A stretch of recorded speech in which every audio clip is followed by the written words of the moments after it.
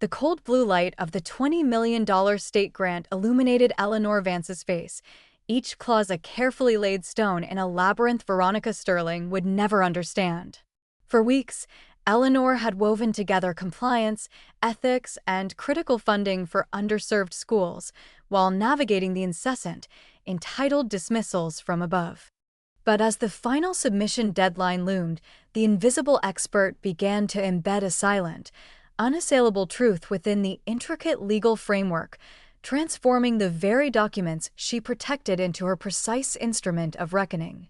The fluorescent hum of the corporate office was a perpetual, low-frequency drone, a constant companion to Eleanor Vance's meticulous world. Her office, less a private sanctuary and more a meticulously organized war room, was testament to her craft. Stacks of binders, each labeled with unsettling precision, rose like monuments to bureaucratic vigilance. Today, the focus was the Horizon Initiative, a $20 million state grant poised to revolutionize education tech for underserved schools. Eleanor, a grant compliance specialist, didn't just manage these funds, she breathed life into their legal arteries, ensuring every dollar flowed exactly as mandated, every report aligned with regulatory gospel. Her mind, a labyrinth of clauses, deadlines, and federal guidelines, was the unseen architect of the company's mission, yet her name rarely echoed beyond the whispered acknowledgments of a few grateful project managers. She was indispensable, yet, to the company's upper echelons, utterly invisible, a quiet machine turning the gears of their success while they basked in the reflected glory of securing the grant. For years, she had navigated this landscape of quiet competence and corporate indifference. Her meticulousness was often perceived as an obsession, her warnings about compliance risks as overly cautious. Just get it done, Eleanor, was a common refrain from those who saw her work as an impediment to innovation rather than its essential foundation. She swallowed the indignity, knowing that without her, the company would crumble under the weight of audits and clawbacks. Her quiet resilience was less about enduring and more about an unwavering belief in the mission, the tech reaching the kids who needed it most. That belief fueled her, even as the resentment for the systemic dismissal of her expertise festered, a slow burn beneath her stoic exterior. The fragile peace of Eleanor's methodical existence shattered with the arrival of Veronica Sterling. The CEO's daughter, fresh from a strategic sabbatical that mostly involved curated Instagram posts, had been parachuted into a newly created role, Chief Strategic Liaison. Veronica exuded an aura of performative efficiency, her designer suits and rapid-fire buzzwords doing little to mask a profound lack of substance. She strode through the office like she owned the air, her voice a jarring counterpoint to the office's hushed productivity. Her first decree, delivered with an air of self-importance during a mandatory all-hands meeting, was to streamline processes by cutting down on redundant paperwork. Eleanor felt a chill. The pronouncements soon translated into action. A week into her tenure, Veronica summarily denied Eleanor's request for access to a new project management software, a tool critical for tracking the Horizon Initiative's complex deliverables. Too much bureaucracy, Eleanor, Veronica had chirped, dismissing Eleanor's detailed justification with a wave of a perfectly manicured hand. We need to be agile, not bogged down in minutiae. My vision is about big picture, high-level impact. Your team can just adapt. The decision forced Eleanor's small team back to antiquated spreadsheets and manual cross-referencing, adding weeks to their already strained workflow. It was not merely an inconvenience, it was a deliberate act of sabotage, a direct impediment to the very compliance the grant demanded. The irony was a bitter taste in Eleanor's mouth. This wasn't just about making her job harder, it was about endangering the entire $20 million grant, the very lifeline of their educational mission. The oppression was immediate, a suffocating blanket of incompetence draped over her vital work, and Eleanor, though outwardly composed, felt the surge of a quiet, unyielding fury. The quiet fury Eleanor felt from Veronica's initial, flippant disregard did not dissipate, it simmered and then boiled over the following weeks. Veronica Sterling, with her polished facade and utter lack of substance, proved to be not just an annoyance, but a wrecking ball. Meetings, once precise and data-driven, devolved into performative sessions where Veronica would grandstand with buzzwords, often directly contradicting established policy or grant guidelines. "Compliance is a bottleneck, Eleanor," Veronica announced during a critical quarterly review, waving a perfectly manicured hand at a projection of Eleanor's team's meticulously prepared risk assessment. "We need agility. Innovation. Not paperwork." Her gaze swept across the room, landing on Eleanor with a condescending smile. "We're scaling impact, not auditing footnotes. Your department needs to learn to yes, and rather than no, but—" Eleanor, her face a mask of professional neutrality, felt the familiar prickle of heat behind her eyes. It wasn't just the public dismissal of her life's work, it was the sheer intellectual laziness. Veronica wasn't just ignorant, she was proudly, arrogantly so. She would consistently block requests for essential data, reroute critical communications through her own unmonitored channels, and, in one particularly egregious instance, unilaterally decide to reallocate funds for a pilot program, a direct violation of the grant's expenditure clauses. The breaking point arrived with an email, terse and final, from IT.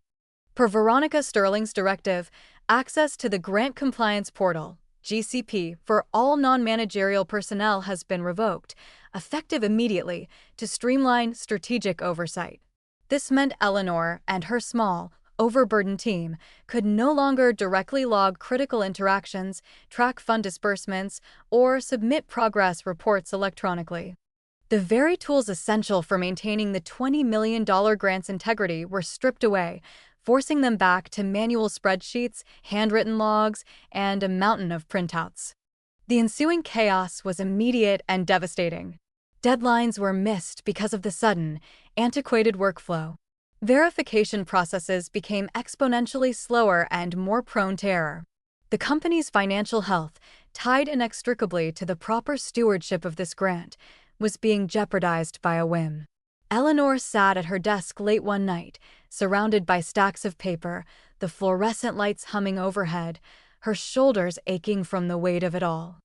This wasn't just inconvenience, it was a deliberate, almost malicious attempt to undermine her entire department, to render her indispensable expertise invisible and irrelevant.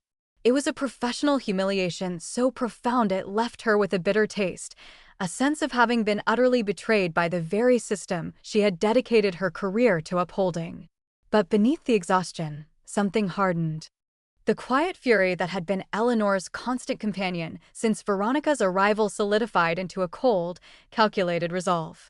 If Veronica wanted to drown them in paper, Eleanor would ensure that paper became her undoing. Every email from Veronica, however brief or dismissive, was now printed, dated, and filed. Every policy violated, every critical tool removed, every instruction that veered from standard protocol each instance was meticulously logged, cross-referenced with grant guidelines, and documented with timestamps and witnesses. Screenshots of system access changes, detailed summaries of meetings where compliance was ridiculed, even casual conversations that exposed Veronica's ignorance were added to a growing, encrypted digital dossier. She wasn't just tracking errors, she was building a narrative, piece by painstaking piece. An ironclad CYA file was taking shape, a silent, unassailable fortress of evidence, designed to protect not just herself, but the company's future from the wrecking ball named Veronica Sterling. The had begun. The sting of Veronica's latest public dismissal, her flippant disregard for Eleanor's meticulously compiled risk assessments, had finally crystallized Eleanor's resolve. It wasn't enough to merely document the impending disaster, she had to surgically intervene. The had moved beyond passive observation to active, decisive construction. Late into the night, after the last of the corporate drones had departed, Eleanor sat at her desk, the faint glow of her monitor illuminating the quiet intensity on her face. The $20 million grant document, a sprawling labyrinth of legalese and compliance minutiae, lay open before her. She had spent weeks, months, years, mastering its intricacies, understanding every loophole, every clause, every hidden power dynamic embedded within its bureaucratic prose. Now she would use that mastery. Her fingers danced across the keyboard, precise and deliberate. She wasn't adding a new section that would draw undue attention. Instead, she found a subsection deep within the programmatic oversight and disbursement protocol, a dense, jargon-laden passage that even seasoned legal professionals tended to skim. It was the perfect camouflage. With careful, almost imperceptible edits, she wove in a single, potent sentence. All future programmatic disbursements related to the Educational Outreach Technology Fund State Grant ID, ET 2024-001, shall require final authorization and signature from the designated Grant Compliance Department lead, Eleanor Vance, ensuring adherence to stipulated regulatory and fiscal compliance directives. The language was dry, formal, impeccably legal. It didn't scream power grab, it merely stated a necessary, logical procedural step, ostensibly to ensure tighter compliance for a high-value grant. It was so embedded, so logically positioned within the existing framework of checks and balances that to an untrained eye, or an uninterested one, it would appear entirely innocuous. To Veronica, it would be invisible. Eleanor reviewed it dozens of times, tweaking a word here, a comma there, ensuring it flowed seamlessly, ironclad and unchallengeable. Her motivation wasn't malice, but a desperate need to protect the grant, the company, and her own professional integrity from Veronica's destructive incompetence. This clause wasn't just about her, it was about the underserved schools that depended on this funding, the very mission Veronica so carelessly jeopardized. Once perfected, Eleanor initiated the internal legal review process for the finalized grant packet. She flagged it as a routine update, a consolidation of minor revisions following initial state feedback. The legal department, swamped with more pressing, high-profile corporate maneuvers, gave it a perfunctory pass. Her reputation for meticulousness and her unwavering adherence to protocol meant her submissions rarely warranted deep scrutiny. They trusted Eleanor Vance. The clause, a silent predator, slid through unchallenged, legally binding, waiting for its prey. It was a victory measured not in fanfare, but in the quiet, undeniable power of precision. With the clause now an undeniable part of the official record, Eleanor moved with the calculated grace of a predator setting a final snare. The comprehensive grant packet, meticulously compiled and now legally infused with her power, sat on her digital desktop. She triple-checked the attachments, the version numbers, the embedded metadata, each byte a testament to her thoroughness. It was a document designed not just for compliance, but as a silent, ticking device. Her next step was procedural, yet pivotal, the mandatory internal documentation approval from Veronica Sterling, the woman whose disdain had fueled this entire elaborate construct. Eleanor drafted a terse, professional email, devoid of any unnecessary pleasantries, attaching the colossal grant file. Ms. Sterling, it read, per our established protocol, attached, please find the finalized grant name packet for your documentation approval before formal submission to the state agency. Please review and confirm. She clicked send. A fractional delay before the whoosh confirmed its departure. The act itself was mundane, a daily occurrence in the labyrinthine world of corporate bureaucracy, yet for Eleanor, it hummed with the quiet intensity of a launched missile. She leaned back, eyes on her monitor, watching the clock tick. Across the sprawling campus, in her brightly decorated, conspicuously modern office, Veronica Sterling was deep into a video call, gesturing wildly as she explained her innovative vision for leveraging synergistic digital ecosystems, a topic she understood only superficially. An alert chimed on her second monitor, signaling Eleanor's email. Veronica glanced at it, her expression instantly clouding with irritation. Hold that thought, people, she announced, covering the mic with a dismissive hand. She clicked the email, scrolled through the attachment list, grant_packet_final_V4.2_signed_Eleanor Vance_legal approved.pdf, and rolled her eyes. A 150-page document. She wasn't paid to read compliance jargon. That was Eleanor's job. She was the visionary.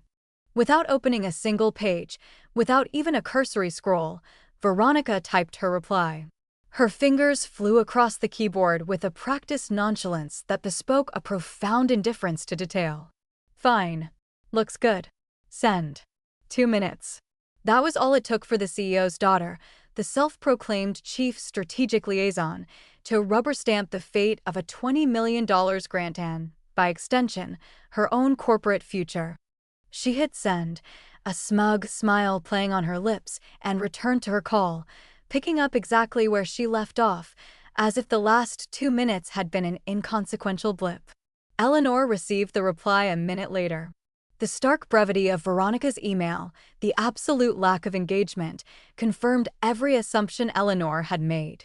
No questions, no comments, no indication of even having opened the attachment. It was perfect. She instantly archived the email, cross-referencing it with the system logs that documented Veronica's access or lack thereof to the file. A digital timestamp, an undeniable proof of negligent approval. The trap was now airtight. With a final, deeply satisfying click, Eleanor formally submitted the entire grant packet, now fully sanctioned and legally binding, to the state agency. The digital confirmation appeared on her screen, submission successful. The invisible architect had built her masterpiece, brick by meticulous brick, and now, the foundation was irrevocably laid.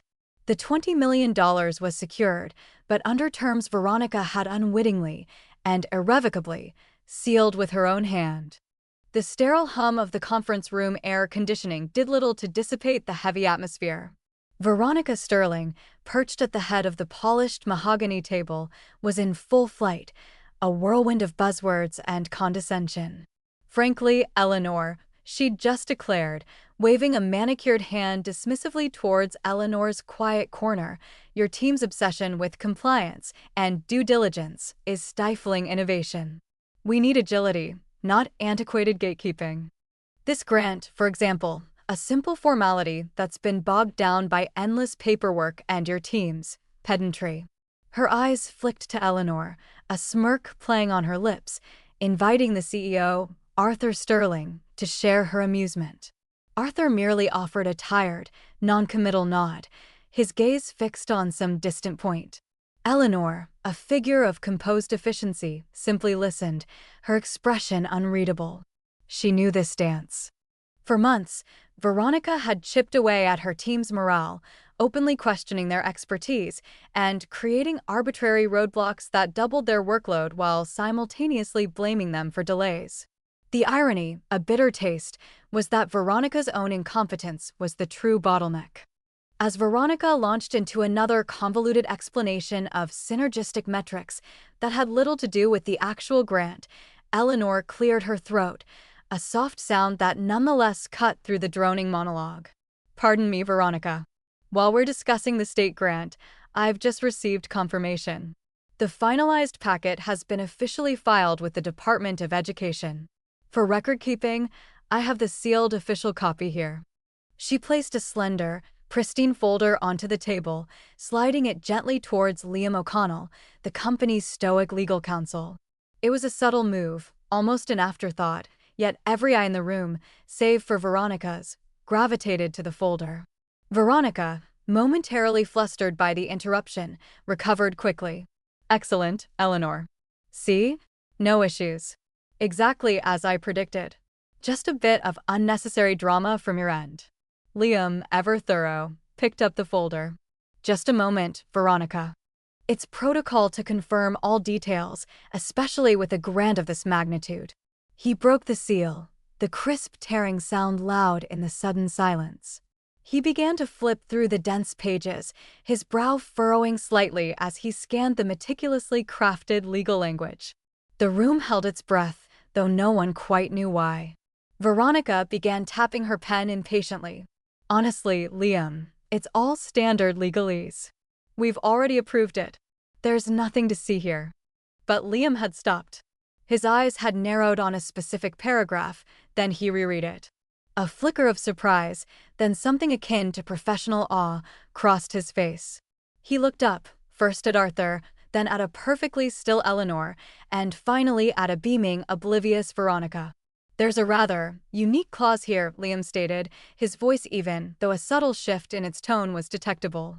Section 4.7.b, Operational Oversight and Disbursement Authority. It states, quite unequivocally, due to the specialized compliance requirements and the critical nature of this $20 million state education technology grant, all subsequent programmatic disbursements and operational sign-offs require the direct and final approval of the head of grant compliance, Eleanor Vance, or her pre-approved delegate. And Liam continued, holding up the final page, "This entire document, including this clause, bears the digital signature and explicit email approval of Ms. Veronica Sterling." He paused for effect, then read aloud from a printout Eleanor had thoughtfully included in the folder. "Fine. Looks good. Send. Dated, previous segment's date time."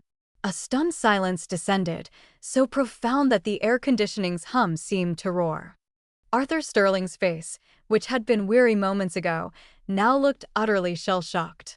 He stared at his daughter, then at Eleanor, then back at Liam, as if waiting for the punchline.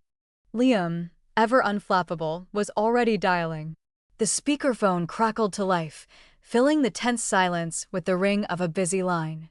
Every eye in the room, from the bewildered VPs to a visibly sweating Veronica, was fixed on the innocuous device.